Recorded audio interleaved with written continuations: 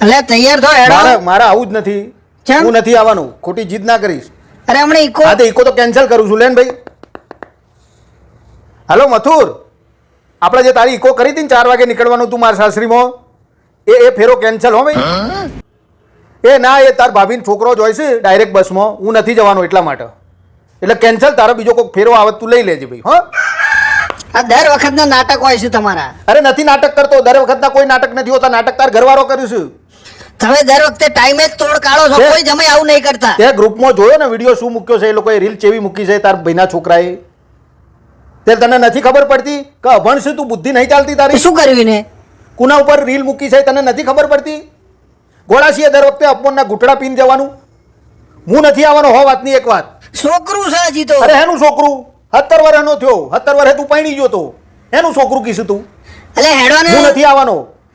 અરે એને comedy reel મૂકી હતી. હોય એ બધું કોમેડી કશું ના હોય. હું તમને બતાવું રીલ બતાવું. અમારે આજે જવાનું હતું મારા સાસરીમાં, બરોબર? અને એને આ રીલ મૂકી છે એમના ગ્રુપમાં.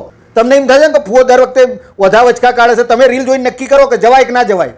અમના ઉપર છોડું છું. બસ જુઓ તમે રીલ. फूफा को रहने दो, बुआ को बुला लो. फूफा को रहने दो, बुआ को बुला लो. फूफा जी आ गए तो सर चढ़ जाएंगे.